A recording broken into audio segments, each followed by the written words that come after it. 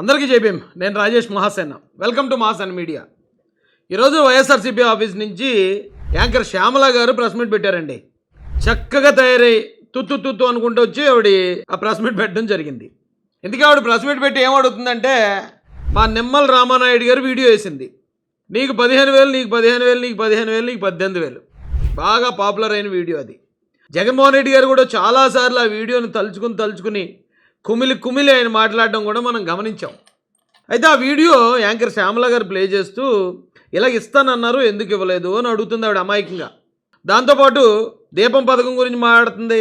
Super 6లో ఉన్న పథకాలన్నిటి కోసం కూడా మీరు ఎప్పుడు ఇస్తారు అని అడుగుతుంది. తల్లికి వందనం అనుకుంటూ, అమ్మ వందనం అనుకుంటూ, అయ్యా వందనం అనుకుంటూ పొల్లు దండాలు పెట్టుకుంటూ తిరిగారు కదా వీధి. ఈ రోజున ఏమైంది? నిజంగా ఈ రోజున కూటమి నాయకులు మా మహిళలందరికీ కూడా క్షమాపణ చెప్పాలి. ఈ విషయంలో 18 ఏళ్ళు నిండిన ప్రతి మహిళకి నెలకి 1,500 చెప్పారు మీరు. తల్లికి వందనం దగ్గరికి వస్తే మొత్తం 83 లక్షలు. ఇక మీరు ఇస్తానన్న దీపం పథకం, బాబు అసలు దీని గురించి అయితే ఖచ్చితంగా మాట్లాడుకోవాలి. మనం బస్సు ప్రయాణాల గురించి కూడా చెప్పుకోవాలి. ఇక్కడ బస్సు, ఉచిత బస్సు మా మహిళలందరికీ. ఆహా, ఎంత సంబరపడ్డారో ఆ రోజున. మా మహిళలకు ఇచ్చిన మాటని ఇన్నిసార్లు ఎందుకు పక్కకు జరుపుకుంటూ వస్తున్నారు, ఎందుకు పక్కన పెట్టేస్తూ వస్తున్నారు? అయితే యాంకర్ శ్యామల గారికి నేను చెప్పేది ఒకటే పాయింట్. ఇప్పుడు కూటమి ఇచ్చిన హామీలని విమర్శించే హక్కు వైఎస్ఆర్సీపీ నాయకులకు ఉందా అని అడుగుతున్నాను నేను. ఎందుకంటే కూటమి హామీలు ఇచ్చింది. కూటమి ఈ రాష్ట్రాన్ని అభివృద్ధి చేస్తానని మాట ఇచ్చింది.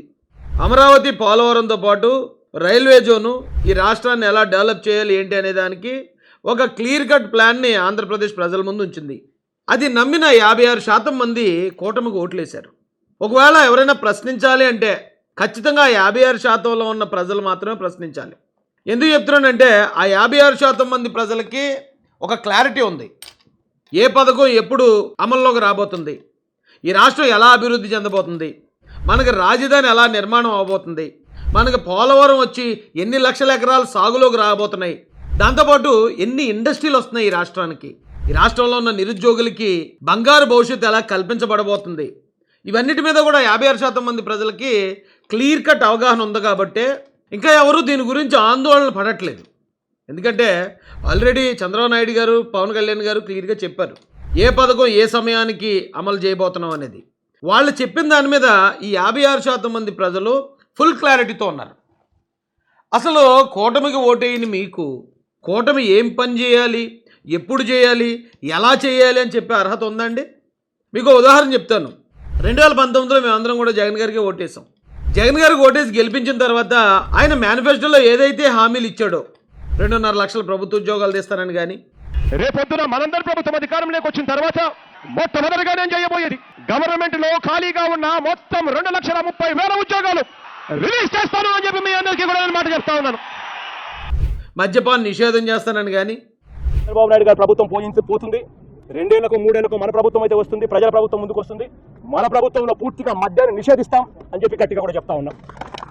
వారికి ఉపాధినిచ్చే పథకాలు ఇస్తానని కానీ, చాలా హామీలు ఇచ్చాడు ఆయన.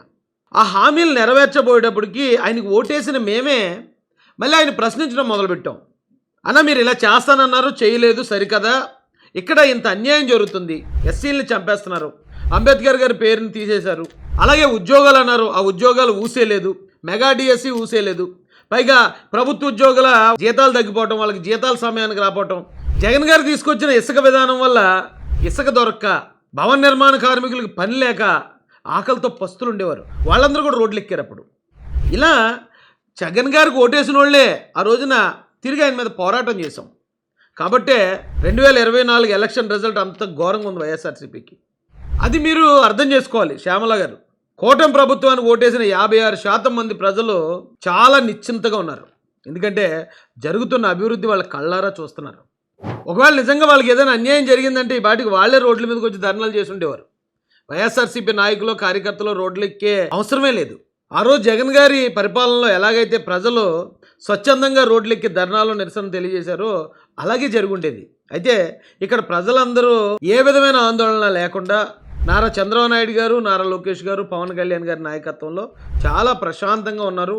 కాబట్టి వాళ్ళని డీవియేట్ చేయాలి, వాళ్ళని ఎలాగైనా ఆందోళనకు గురి చేయాలనే ప్రయత్నంలో భాగమే తుత్తు అనుకుంటూ ఈ శ్యామల గారి లాంటి యాంకర్లు ఈ రోజున ప్రెస్ మీట్లు పెట్టే పరిస్థితి వచ్చిందండి. ఇలాంటి ప్రెస్ మీట్లు చూసి ఎవరు ఆందోళన పడొద్దు. చంద్రబాబు నాయుడు గారు, లోకేష్ గారు, పవన్ కళ్యాణ్ గారు చెప్పింది చెప్పినట్టు చేస్తారు. వాళ్ళు ఇస్తానన్నా ఇస్తారు, రాష్ట్రాన్ని అభివృద్ధి చేస్తారు. ఈ భారతదేశంలోనే నెంబర్ 1 రాష్ట్రంగా ఆంధ్రప్రదేశ్ని అవతరింపజేసేదాకా ఖచ్చితంగా ఈ ముగ్గురు నాయకులు కూడా పట్టువదలని విక్రమార్కుల్లా పనిచేస్తూనే ఉంటారు అని తెలియజేస్తూ జై భీమ్, జై భారత్, జై జై మహాసేన, జై తెలుగుదేశం, జై చంద్రబాబు, జై జై లోకేష్ అన్న.